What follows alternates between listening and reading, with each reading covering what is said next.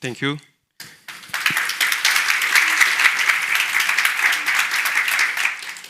So, hi everyone. My name is Rauan. I'm here with Fernando, and today we are here to talk about how we evolved Veo.com's platform from a synchronous booking flow to an scalable, asynchronous event-driven architecture. First of all, we are really happy to be here at ElixirConf EU.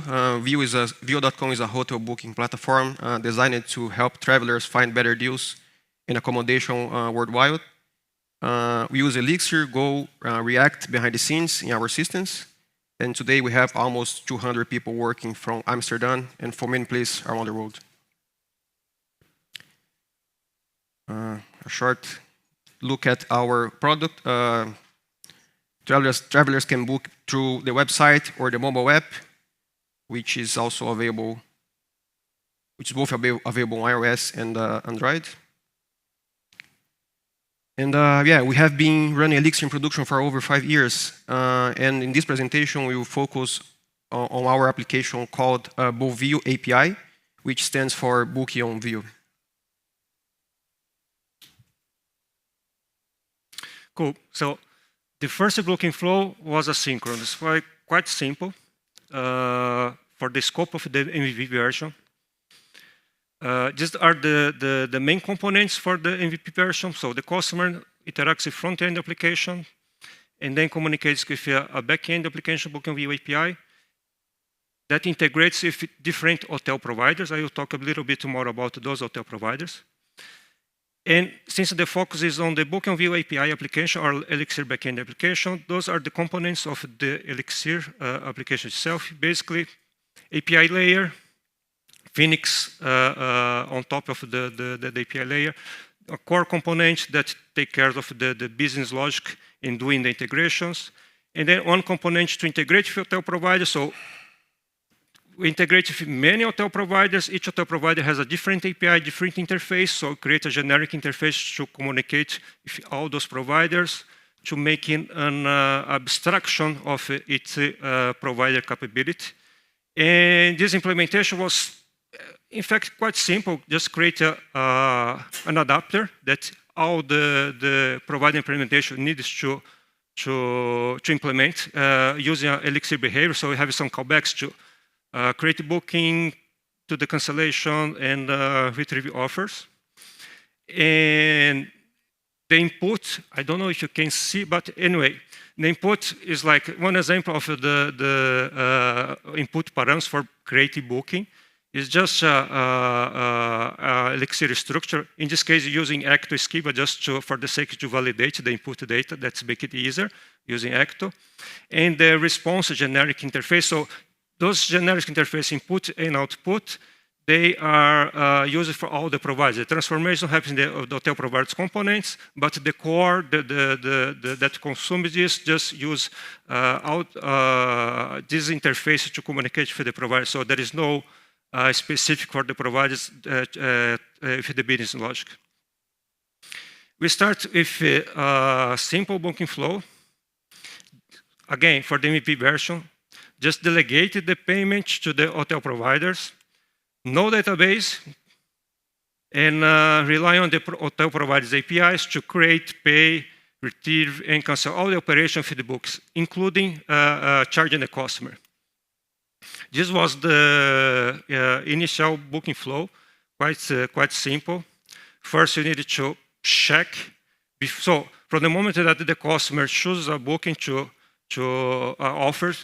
book, we need to check if this offer is still available in the provider side. If it's still available, it's the same price that the customer saw in the previous steps.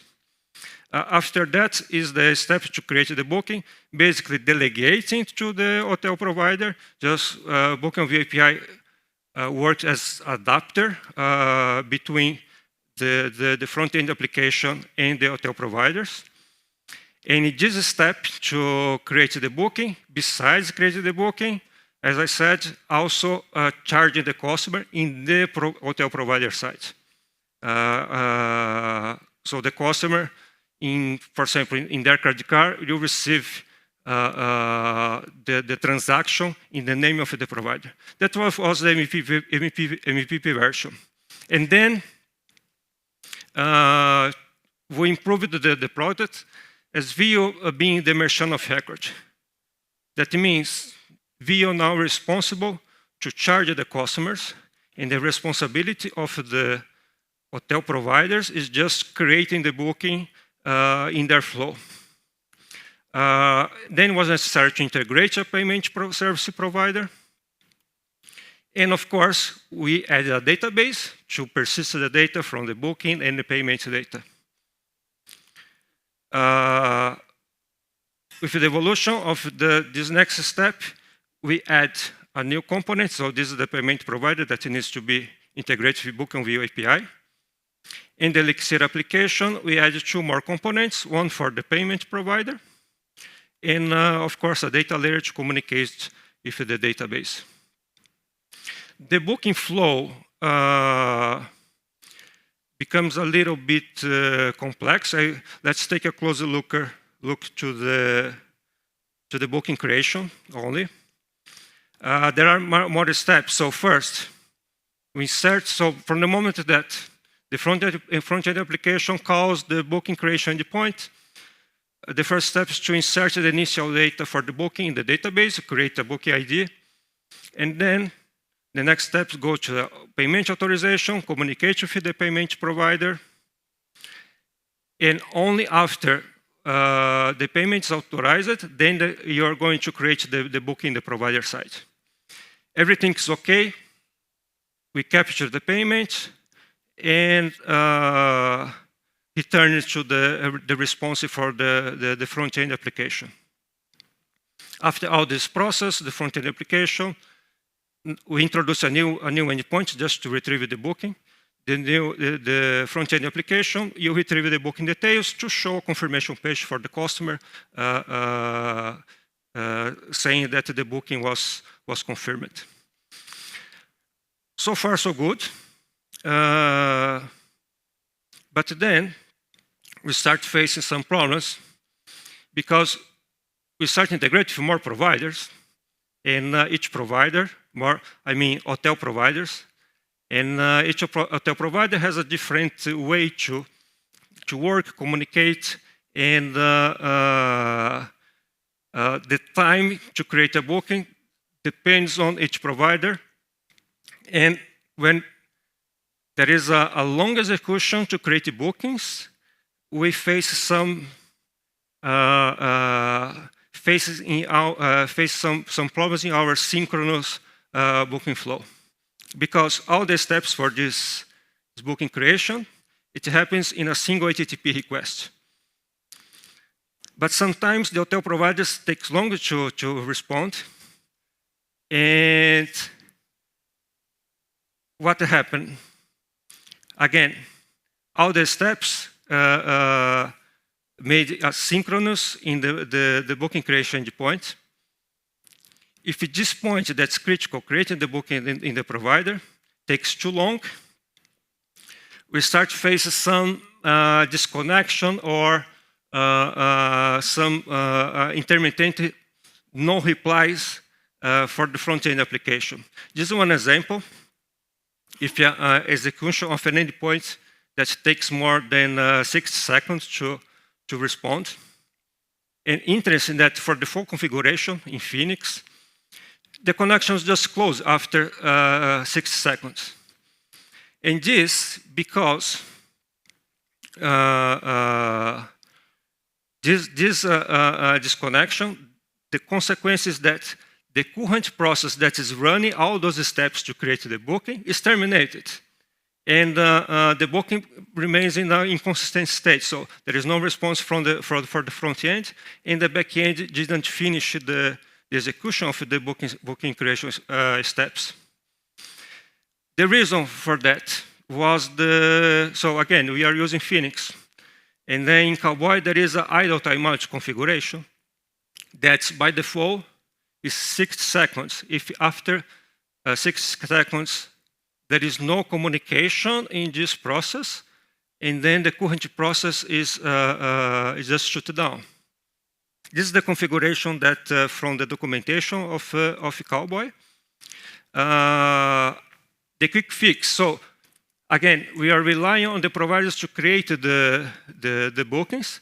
And sometimes more than 6 seconds for the customer not to go to, but you didn't have a control of that.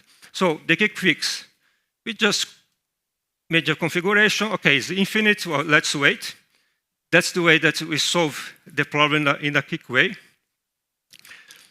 Besides that, we start to face another problem that was intermittent, that sometimes, even with the long executions, the books didn't complete all the steps. And we didn't know what happened. The response was the same, no response from the server. At the end, we discovered that the HTTP connection was being closed for some reason. And then, with that, if the customer closes the browser or the internet connection from the customer goes down, the booking flow will just stop because Cowboy, you recognize that the connection was lost and shut down the HTTP server process. So, back to the booking flow. Imagine the customer that lost the connection or even closed the browser, and then the front-end application. You lost the connection with the browser, and consequently, you lost the connection with the booking via API. And then if the booking was not created yet, so it breaks all the process here, and you have an inconsistent state. And sometimes, imagine that in this step, booking via API called the hotel provider to create a booking, and the hotel provider created the booking in their site, but in the booking via side, didn't receive the response. Then we didn't have the booking of your site, but the booking the provider. And then we had all this mess of reconciliation between booking view and the provider. The quick fix was detach the booking flow process from the HTTP server. This was just a summary of the original implementation of the API layer calling a core component to create a booking. So this is the synchronous waiting the response. And the solution was, again, a quick solution, the new implementation. We just call the booking creation in another task, just spawn another task, not to link it with the Phoenix process or Cowboy process. But still, we needed to wait for the response because this flow is still synchronous. So the front end is still waiting a response for the call, HTTP call for the booking creation request. All the steps of the booking flow so remained synchronous. And then we said, okay, let's do something bigger. The application better. The application is growing. We are integrating with more providers. We are making more bookings in our side. That was good. That improved. And then let's move to a synchronous version. That was the start point. And then again, this was the implementation, the previous one that spawned the process to create the booking, but still waiting for the response. In the next version, first, we inserted the booking on the database, and then we called the function to create the booking in another process. But then, just after spawn the process, we returned for the consumer, because you don't need to wait to execute all the steps. And here, you can see that you are spawning a new task, linked with the caller process, that's the Phoenix process, but not waiting for the response. So far, so good, but how the front-end application, you know when the booking is completed? because you are just return the information as soon as we insert some information in the database. So to do that, we need to adapt our booking flow that from the moment that the booking creation request is made, insert the initial data in the database, the booking view API will return a link for the front-end application to check the status of this booking. The booking process will be executed in the background process, nice. In the front-end application, in this case, I was using polling mechanism, could be a different way to communicate, but the front-end is asking, the booking is confirmed, the booking is confirmed, okay, the booking is confirmed, nice, and now I know that what happened with the booking. Of course, could be error.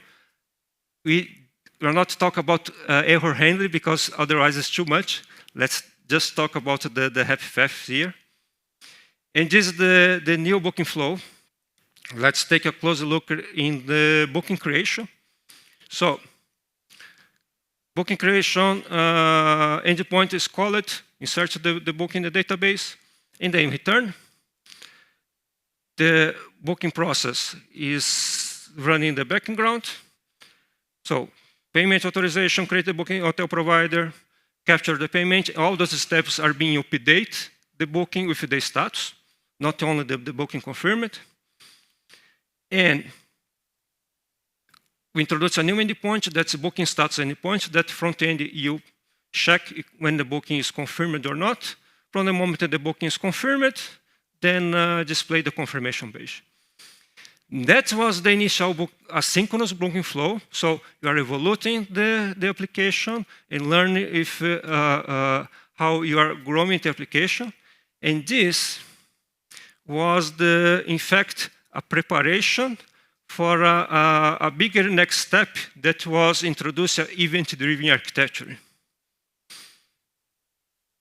Yeah, so I will share how we moved our booking payment system from that monolith into a flexible event-driven design. Besides everything that Fernando mentioned regarding creating the booking, the hotel provider, we also started to face some challenges regarding our payments because we started to process payments by ourselves in a specific payment service provider. So moving to event-driven architecture helped us to scale that part of the system. And yeah, we'll look at the problems we faced, why we chose that approach, and the tools that we use to make it work. As I mentioned, we had some challenges at that time, and that tightly coupled monolith was not helping us. So what was the challenges? As I mentioned, we grew fast. We added many new payment features and requirements to our product that we ended up having to create a dedicated team just to handle it, which was called Bovio Payments team. That led us to some team friction because now we had two teams working on the same code base, the booking and the payments part of the code base. And we start to have some merge conflicts, and our deployments became slower a lot. Besides that, there was a new existing use case for us because our back office application was also consuming the Bovio API to make payment refunds for the customers. That refund was a synchronous call. And at that moment, we realized that, oh, we could also use events for this, which would help us to make the adoption of this new event-driven pattern more spread around our systems. So there we had a clear goal. Let's decouple the payment flow into a standalone service, but it should be step by step because we cannot break what is running. First of all, why we choose event-driven architecture? Because we didn't have enough flexibility, and we need that to move fast. So what we did, we built a new application and moved all the payment-related components there. And we choose AWS Event Bridge and SQS as our tools to handle those events. Now services just publish and consume events on AWS. And here is how the booking payment flow works now. The Bovio API just produce an event to event bridge. So for example, in this example, it produced the payment authorization requested event. Event bridge match the event pattern and routes it to a specific SQS on AWS. And then our new payment service consumes it from SQS. Then it goes there and processes the payment data in our payment provider. And it produces another event, which is, in this example, the payment authorized event. So that goes back to the event bridge, another queue. And the Bovio API can consume it and continue the booking process, like creating the booking in the hotel provider and communicating with the customer. So once everything is confirmed, we send more events, for example, to capture the payment or cancel it if the booking has failed to be created in the hotel provider. And the cool part is that if something goes wrong, when consuming those events, we send the event, the message that is in the SQS queue to a dead letter queue. From there, we can monitor and fix the issues, and sometimes we can retry that specific message event in the queue, and it goes back to the consumer. But before all this, we made this change step by step, as I mentioned, and we kept the old API running side by side with this new infrastructure. And we slowly moved the traffic to the new flow, to this new event flow. And let us to test and roll back when something went wrong at that moment. And to do that, we use a simple feature flag module that we have internally to control this rollout. As I mentioned before, Bovio was making direct calls to the old payment modules, but now, after having the new application, the payments application running as a standalone service, we use the feature flag configuration that relies on ETS and a simple request header to set a true or false flag in a common state. And with that, we could access it and use it to decide which flow to follow. For example, the old one or the new one. When it's true, we basically just produce the event to the new service. That header usage was controlled by our front end, and we could like stop the traffic in that header, and we were okay if you saw some errors during the process. With this rollout strategy in place, we created the event consumers for each app, the Bovio app, and also the new one, Bovio Payments app. And to do that, we use Broadway. Broadway made everything easy for us because just work out of the box. On the payment service side, for example, we created one broader consumer for each SQS queue. And we did the same in the Bovio side, but I'm not showing here, showing only the payment side. In the Broadway configuration, it's just a matter of connecting the SQS plugin and using pattern matching for the event types. So here, we pattern match the detail type that comes from the event bridge message that was in the SQS queue. And we continue the flow. Capture authorization first, then capture, and when needed, we also cancel the authorization. And once everything that I mentioned was in place, we also had the opportunity to start using the event bridge scheduler to schedule events to run later in the future. And since everything was already built in, the event bridge, Everything just works. Our systems can create schedules on Event Bridge, which we run then we run the task at a specific time. It plugs right into our existing Event Bridge SQL setup, so the events just flow into the queues like normal. And we never had to build or maintain our own scheduler infrastructure for it. Just common use cases. We had, for example, to delay a card charge before the check-in, or even cancel the booking if the payment hasn't happened by the customer. Other example would be sending reminders and notifications as well. Yeah, as I mentioned, Event Bridge handles everything, also the scaling, and we don't touch cron jobbers or extra tools for it. And with all this, Event Bridge has become the glue that connects the teams and services across our company. We started with the payment service, and then we added more rules and queues to support other services that already existed. For example, the customer support service and also the notification. So now those things can consume all the events that they need and build their features on top of them. And this has been working great for us. And why it works for us? Because now we have clear event routing. Just a matter of configuring the pattern in the event bridge rule and assigning a target for this rule, which in our case is our SQS queues. Now we have dedicated queues, so each team and service can consume only what they need. And our features became more plug and play because adding new events and rules is easy.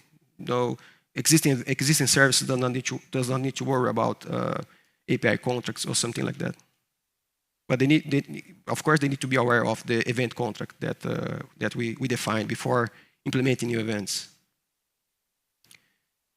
And yeah, each team and system listen only to what they need. They can work independently, and yeah, it has been working great for us.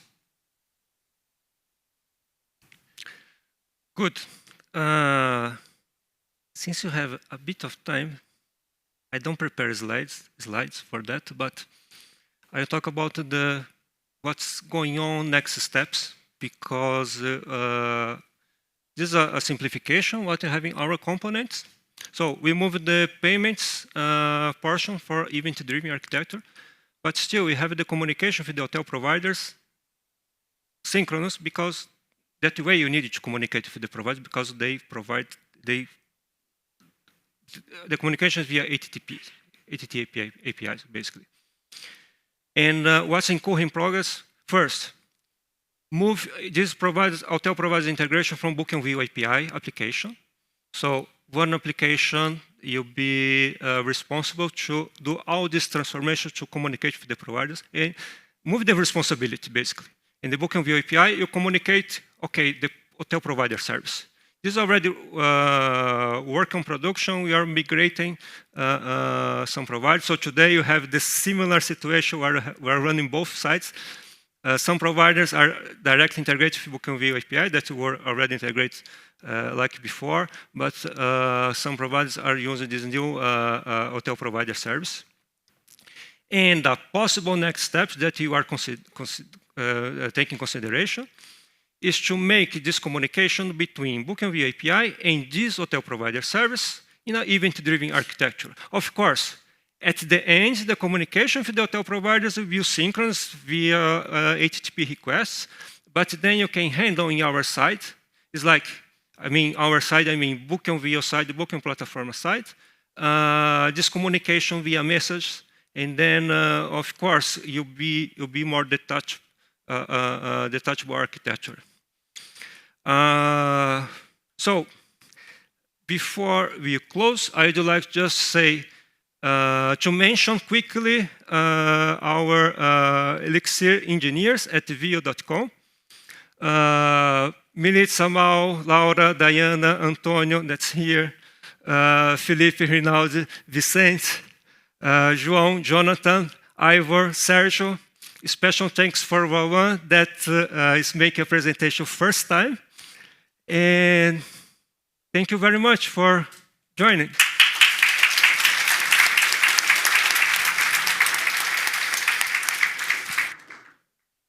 Thank you so much for the presentation. We have a few questions in the app, so I'm going to go through them right now. The first one is, how much did your AWS bill increase by moving to EventBridge SQS? I believe is talk about costs increasing. Yeah, about the money. The money. I think maybe in percent, maybe not particular amount. To be honest, we don't have this calculation. The resource that you are using in our AWS, so use ECS to run the instance of BookMV API. But it's like those services are kind of plug and pay, and then you pay for the usage.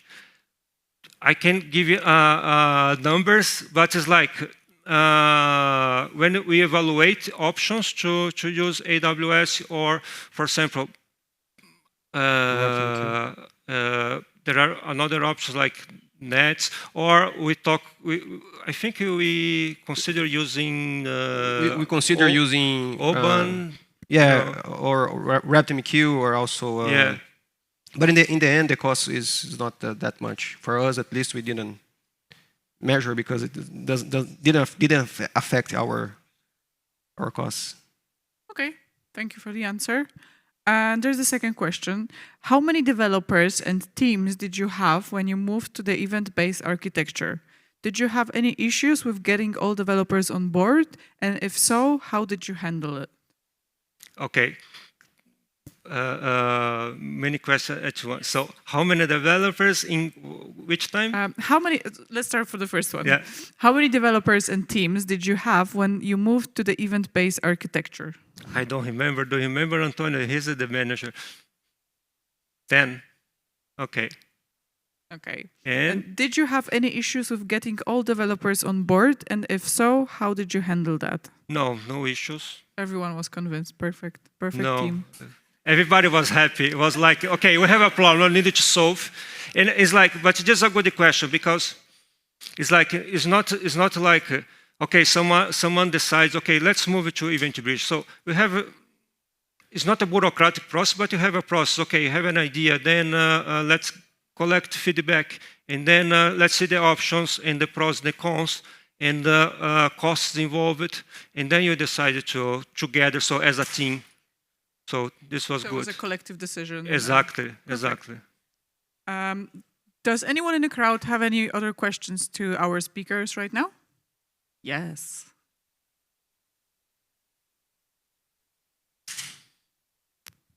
Hi, thanks for the talk. It was great. I'm wondering if what you consider as the biggest headache you had with the event-driven architecture. Were there some downfalls of these decisions, of this decision? What would you say? Do you want to answer? Yeah. First, at the beginning, like we start to think, oh, let's use, for example, one queue to send messages, and all the service would consume that queue. That was the first challenging to decide.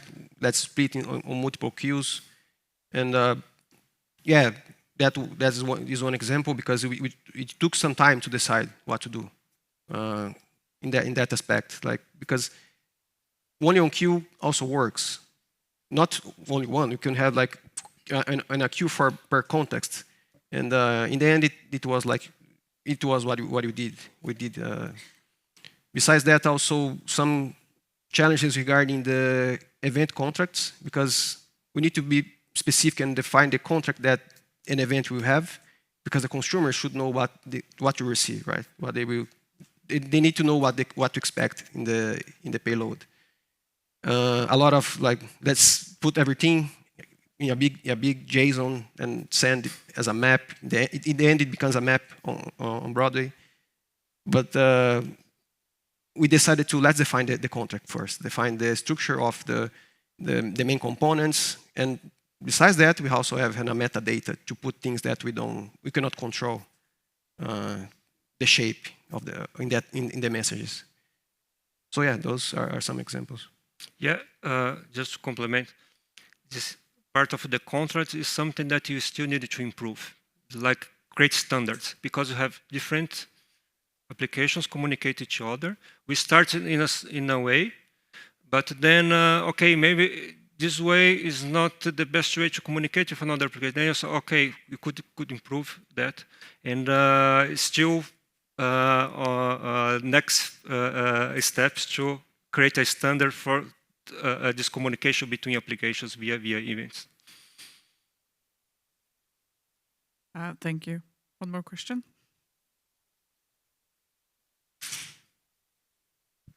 The most interesting part of this whole construct is the unhappy path. Did the event-driven construction help this way? Because there are so many point of failures and you have to remember each step. Is it so that you undo events and is it different than before? Yeah, our examples, we just showed the happy path, right? But yeah, a lot of things can go wrong. And to handle that, besides sending messages to the dead letter queues, there's also the events for the bad paths. Like when, for example, here we are only showing when authorization goes right with the payment provider. But if something goes wrong, instead of sending authorized, we create another event called payment not authorized, and the other services can know that something went wrong there. We don't have like an automatic mechanism to retry things from SQS queues. Usually today we only monitor it, and when it's possible to retry, we go there and trigger the retry. But it's a point that we are aware that we can improve as well to better handle the error flows.